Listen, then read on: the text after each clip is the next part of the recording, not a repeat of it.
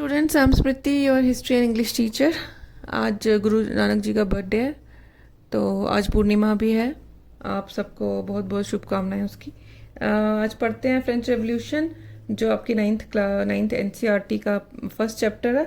मैंने आपको पढ़ा दिया था पेज नंबर 6 से कि क्या क्या रीजंस थे जो फ्रेंच रेवोल्यूशन होती है। और वो रीजंस मेन ये था कि हाई टैक्सेस थे और काफ़ी मतलब जो अपर क्लास थी वो काफ़ी डोमिनेटिंग थी। पीजेंट्स का बहुत ही बुरा हाल था, जो कि हर सोसाइटी में रहता है बिफोर रेवोल्यूशन। बहुत तंग किया जाता है, बहुत हाई लेवल पे तंग किया जाता है, या नीचे वाली क्लासेस होती हैं तो फिर वो रेवोल्यूशन हो जाती हैं। मतलब मेन रीजंस यही हैं आपके। ठीक है जी, आइए आप पेज नंबर 6 पे। अब आता है यहाँ से the outbreak of the revolution, क्योंकि यह कैसे हुई रेवोल्यूशन। फ्रेंच रेवोल्यूशन बहुत ही फेमस रेवोल्यूशन है 1789 की, लुई 16 के कारण होती है। लुई 16 को याद रखिएगा आप। और जो बच्चे मतलब जिनको ऐसे ओवरव्यू लेना है, उनका मेन ये रहेगा कि टैक्सेस बहुत हाई थे, और इवन की ब्रेड और बटर के भी लोगों के पास पैसे, बटर तो भूल जाइए, इवन वो उनके लिए ब्रेड ऐसी होती है जैसे हमारे लिए आटा चावल होता है। तो उसके भी उनके लिए वो इतना भी अर्न नहीं करते थे कि अपनी ब्रेड एंड बटर अर्न कर सकें। तो वो रेवोल्यूशन तो होनी होनी है। और जैसे मैंने कहा ना कि सोसाइटी बहुत ही अनइक्वली डिस्ट्रीब्यूटेड थी। The Louis 16 had to increase taxes for reasons you have learned in the previous sections, है ना। How do you think he could have gone about doing this? In France of the old regime, the monarch didn't have the power to impose taxes according to his will alone. मतलब जब भी उसमें France में क्या था कि जैसे वो था तो मोनार्क, लेकिन मोनार्क मतलब कि राजा की चलती थी, लेकिन उसकी भी एक जैसे कमेटी में होगी कोई, उसके मेंबर्स होंगे, असेंबलीज होंगी जिनकी वो सुनता होगा ना। जैसे प्राइम मिनिस्टर हो जो होता है, उसके भी बहुत सारे असेंबलीज होती हैं, लेजिस्लेटिव काउंसिल, एग्जीक्यूटिव काउंसिल को भी, जिसको वो सुनना पड़ता है। वो अकेले कुछ भी डिसीजन नहीं ले पाता, तो वो भी नहीं ले पाता था। Rather he had to call a meeting of the estate general. अब एस्टेट जनरल याद रखिएगा, which would then pass his proposals for new taxes. तो वो मतलब मिला के एक एस्टेट जनरल्स होते थे, पॉलिटिकल बॉडी थी, to which the 3 estates and उनके उसके अंदर रिप्रेजेंटेटिव्स होंगे, जो हाई क्लास के रिप्रेजेंटेटिव्स होंगे, अमीर होंगे, बड़े बड़े इंडस्ट्रियलिस्ट होंगे, वो उसमें बैठते थे जो पावरफुल थे। तो वो मिल के डिसाइड करते थे कि किस पे कितना टैक्स लगाना है। तो वो मोनार्क है, वो उसकी जो लुई 16 है, वो अकेला नहीं करता था decide. alone could decide when to call a meeting of this body. The last time it was done, last meeting कब हुई थी? 1614। अब ये मतलब पहले की बात सुना रहे हैं ये। ऑन मई 5 को 1789 में Louis 16 call together an assembly of the states general to pass proposals for new taxes. तो मीटिंग बुलाता है वो असेंबली में। He resplendent hall in the Versailles was prepare to host the delegates. तो वर्सेल्स के उसमें हॉल में बुलाते हैं कि हाँ, जो जितने डेलीगेट्स आएंगे, जितने मेंबर्स आएंगे, तो उनको बुलाया जाता है, मीटिंग करता। First and the second states and कितने 300 रिप्रेजेंटेटिव आते हैं, who were seated in rows facing each other on 2 sides. ऐसे ऐसे रो, ऐसे नहीं, राउंड टेबल कॉन्फ्रेंस बैठे होते हैं। 600 मेंबर्स हो गए, क्योंकि 2 स्टेट्स हैं, फर्स्ट एंड सेकंड के। ठीक है, तो third state was represented by its more prosperous and educated members. The peasants, artisans and women were denied entry to the assembly. उनको तो कोई एंट्री नहीं थी, किनकी? पीजेंट्स की, आर्टिसंस की और वुमेन की कोई एंट्री नहीं, नो एंट्री भैया। However, their grievances and demands were listed in some 40,000 letters which the representatives have brought with them. अब उनकी grievances की letters और demands तो थी, उसका लिस्ट भी थी, 40,000 लेटर्स भी थे। ठीक है, वो आए भी थे रिप्रेजेंटेटिव्स लेके। Voting in the state general in the past had been conducted according to the principle that each state had 1 vote. This time too Louis 16 was determined to continue the same practice, but members of the third estate demanded that voting now be conducted by the assembly as a whole, where each member would have 1 vote. जितने members होंगे उनका एक एक vote होगा, भाई vote डालेंगे। This was one of the democratic principles were forward philosophers like Rousseau. अब Rousseau है, बहुत ही बड़ा फिलोसफर हैं। उनकी किताब का क्या नाम है? The social contract. ये आपको बहुत बार पूछा भी जाता है, रूसो की किताब का नाम the social contract. When the king rejected this their proposal, members of the third estate walked out of the assembly in protest. तो किंग जो है उसमें रिजेक्ट कर देता है उनके प्रपोजल को, जो प्रपोजल आते हैं तो मेंबर्स जो होते हैं थर्ड एस्टेट के वो कहते चले जाते हैं असेंबली को छोड़ के, walked out. The representative of the third, अच्छा जी, तो वो सब वॉकड आउट कर लेते हैं। तो रूसो की किताब का क्या नाम है, सोशल कॉन्ट्रैक्ट, की याद रखिएगा। The representative third estate viewed themselves as spokesman for the whole French nation. तो जो थर्ड एस्टेट की जो जितने भी रिप्रेजेंटेटिव्स हैं वो कहते हैं भैया हम सबकी आवाज़ बनेंगे, ठीक है, होल फ्रेंच नेशन के। 20 जून को क्या होता है, they assembled in the hall of an indoor tennis court in the court of Versailles. They declared themselves national assembly. वो सब इकट्ठे हो जाते हैं, swore not to disperse till they had drafted a constitution for France that would limit the powers of the monarch। उन्होंने बोला भैया हम एक कॉन्स्टिट्यूशन बनाएंगे, सब यहीं मिल के हम तब तक नहीं जाएंगे और इस मोनार्च की जितनी भी पावर्स हैं उसको थोड़ा लिमिट करेंगे। They were led by Mirabeau and Abbe से। Mirabeau was born in a noble family में है Mirabeau, but was convinced of the need to do away with the society of a feudal privilege। तो Mirabeau और एबे size वहाँ पे, Mirabeau जो है वो एक नोबल फैमिली में पैदा हुए हैं और वो कन्विंस करते हैं कि need to do away with the society of feudal privilege. He brought out a journal and delivered powerful speeches to the crowds assemblies at Versailles. ठीक है, तो वो वहाँ पे बोलते हैं कि हमें एक नया जर्नल निकालते हैं और बहुत अच्छी पावरफुल स्पीच देते हैं जो वहाँ सारा क्राउड इकट्ठा हुआ होता है। ये आपका टेनिस कोड ओथ है। यहाँ पे सब ये जो आपकी पेंटिंग है, ये यहाँ पे जैकस लुइस डेविड की पेंटिंग है। ये बताया है कि वहाँ नेशनल असेंबली वहाँ पे हो रही है और वहाँ पे एक स्केच बनाया, लार्ज पेंटिंग है, ठीक है। अब आता है एबे साइज। ये एक मैंने ऊपर आपको बताया कि एक मेरा भी हूँ, एक एबे साइरस है, वो एक नोबल फैमिली पैदा हुआ और ये एक प्रीस्ट है, ये एबे साइज। तो ये एक पैम्फलेट निकालते हैं कि what is the third estate, इनके पैम्फलेट का नाम है ना। एक पैम्फलेट मतलब एक छोटा सा 4-5 पन्नों का कुछ इंपॉर्टेंट डॉक्यूमेंट्स जैसे कुछ निकालते हैं, उसको पैम्फलेट बोला जाता है, जिसमें सब कुछ शॉर्ट फॉर्म में लिखा गया हो, मतलब बड़ी बड़ी बातों को शॉर्टली प्रेजेंट किया गया हो। While the national assembly was busy at Versailles, वो तो नेशनल असेंबली तो वर्सेल्स में बिजी थी, कॉन्स्टिट्यूशन ड्राफ्ट कर रही थी, बना रही थी, और बाकी जो फ्रांस में टर्मोइल था। इस where winter had meant a bad harvest, एक तो बहुत ठंड, ऊपर से बुरा harvest. The price of the bread rose, often bakers exploited the situation and hoarded supplies.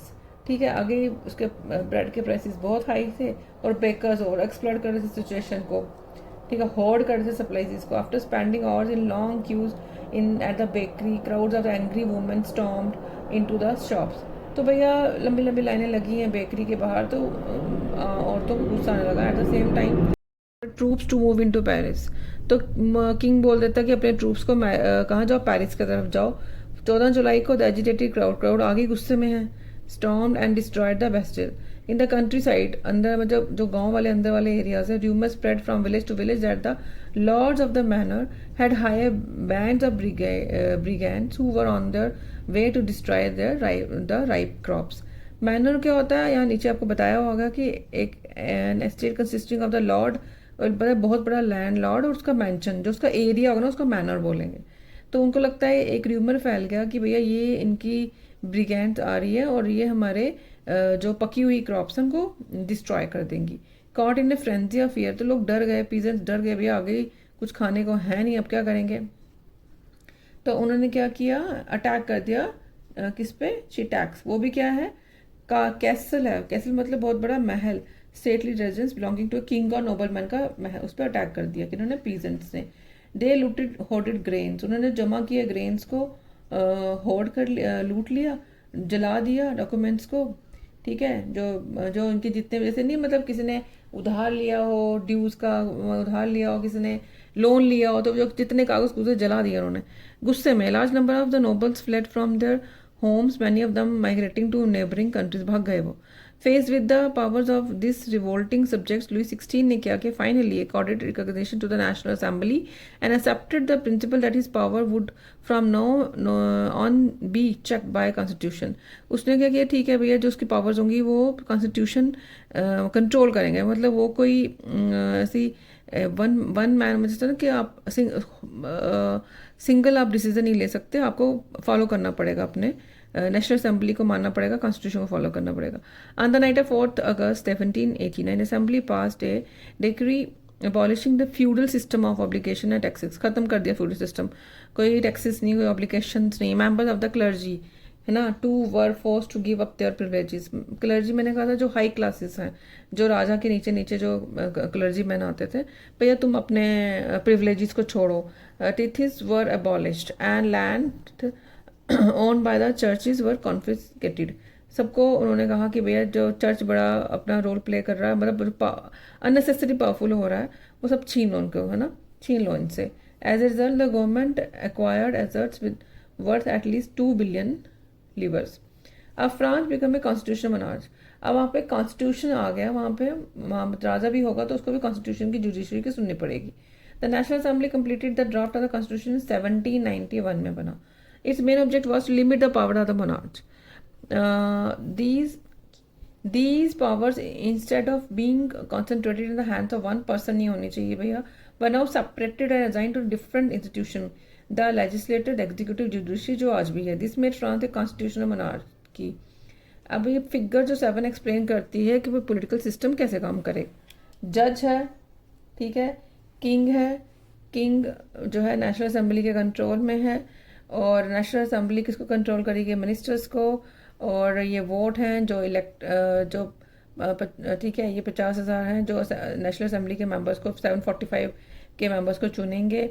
लेकिन 4 million of population of active citizens हैं इतने, और passive no voting rights about 3 million आदमी ऐसे हैं या पर्सन ऐसे हैं वोट नहीं दे सकते। पैसिव सिटीजन्स मतलब जो वोट नहीं दे सकते, उसमें 3 million man, women, children and youth below 25। ठीक है, अब आगे आपका the constitution of the 1791 vested the powers to make laws in the national assembly.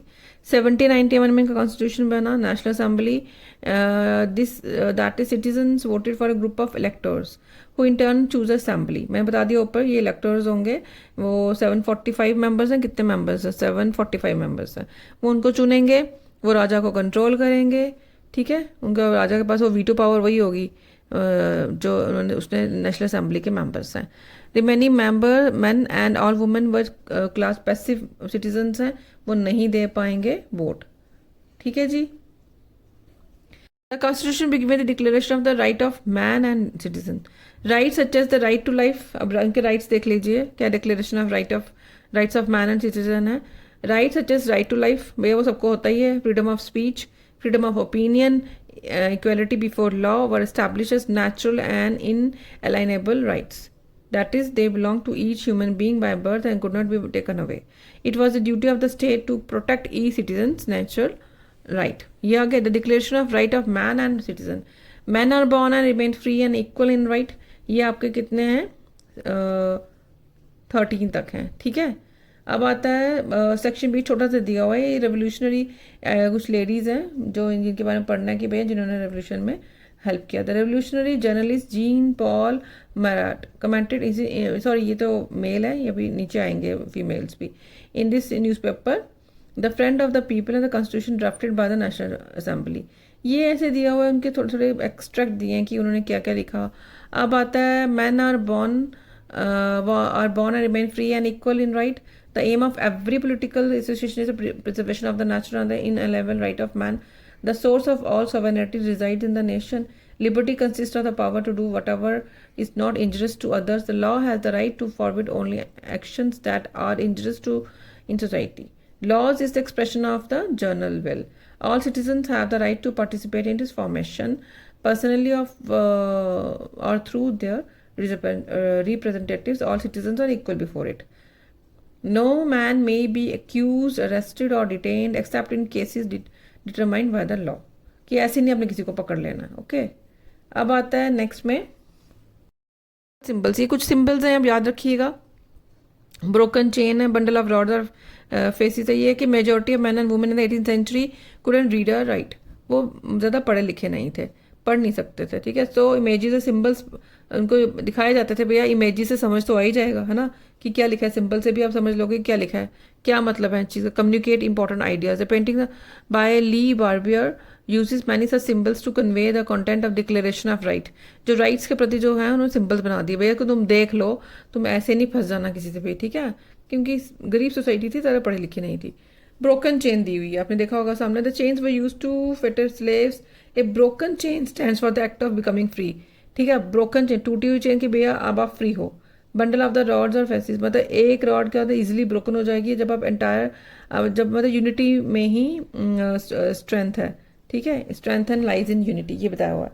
अब आ गया आई, आई है अगर ट्राइंगल के अंदर, तो उसमें क्या मतलब है, radiating light. The all seeing eye stands for knowledge, knowledge के लिए, ठीक है। The rays of the sun will drive away the clouds of ignorance. आपके पास नॉलेज होता है जो होगा तो आपको कोई भी ऐसे नहीं दबा लेगा ना।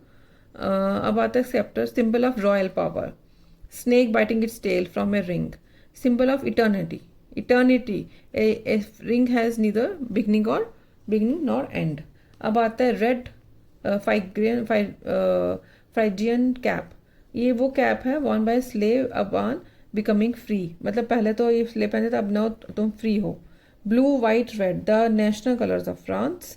The winged woman, personification of the law, ठीक है, ये मतलब सिंबल्स, मतलब लॉ जो है सिस्टम है वो सबके लिए इक्वल है, उसको पर्सोनिफाई किया है लॉ को, मतलब भगवान का रूप दे दिया, एक एंजल का रूप दे दिया। द लॉ टैबलेट, वो किताब। The law is same for all and all are equal before it. ये सिंबल्स हैं, विच स्टैंड्स फॉर, सिंबल है भैया क्या है इसका ना, मेन तो अपने फ्रेंच रेवोल्यूशन के जो मेन है यही याद रखना है, उसका slogan liberty, equality and fraternity. Second, explaining the meaning of the painting of the declaration of right of man and citizens by reading only the symbols. Compare the political rights with the constitution of 1791 में इनका constitution बना। Give the citizens with article 1 and 6 of the declaration, ठीक है। Which group of the French Revolution would have gained for the Constitution of 1791? Imagine the impact of the events in France on every country such as Prussia, Austria, Hungary, Spain, all of which were absolute monarchies. How would the kings, traders, peasants, nobles, or members of the clergy here have reacted the news of the what was happening France? मतलब ये बताया है कि बाकी जो neighbouring countries हैं France की, उसमें क्या इम्पैक्ट पड़ा। ऑब्वियसली पॉजिटिव पड़ा होगा, वहाँ के राजा और क्लर्जीमैन डर गए होंगे, भैया यहाँ थोड़ा सुधार कर लो, नहीं तो यहाँ पे भी रेवोल्यूशन हो जाएगी। जैसे अमेरिका की 13 कॉलोनीज इंडिपेंडेंट होगी तो उसका इम्पैक्ट फ्रांस पे पड़ा है ना। अब जैसे इन सब का इम्पैक्ट हमारे इंडिया के ऊपर पड़ता है धीरे धीरे, कि देखिए जी वो कंट्री इंडिपेंडेंट हो सकती है तो हम क्यों नहीं हो सकते, ठीक है। अब जो नेक्स्ट में मैं आपको पढ़ाऊंगी France abolishes monarchy and become a republic कैसे बना वो, ये नेपोलियन बोनापार्ट की स्टोरी आ जाएगी इसमें। ये मैं आपको अगले वाले में पढ़ा दूंगी। इजी है, इसके सिंबल याद कर लीजिए, इसके जो मेन क्या बोलते हैं, इनके जो बड़े बड़े फिलोसफर्स हैं उनका नाम याद रखिएगा, और ये याद रखिएगा कि फ्रेंच रेवोल्यूशन क्यों हुई। वो आपको पीजेंट्स का बुरा हाल, टैक्स, हाई टैक्सेस, उनको ब्रेड भी इतने भी वो बेचारे अर्न नहीं करते थे कि ब्रेड और बटर ही अपने मतलब जीवन का निर्वाह कर पाएँ, ठीक है। तो फ्रेंच रेवोल्यूशन हो जाती है। तो ये लुई 16 का नाम याद रखिएगा, ये नहीं कि पता चलेगा लुई 16 को ही भूल जाते हैं आप, ठीक है। Thank you so much. थोड़ा पढ़ाई पर ध्यान दीजिए, अब 2-4 महीने रह गए हैं पेपरों में, ठीक है। ओके जी, गुड नाइट।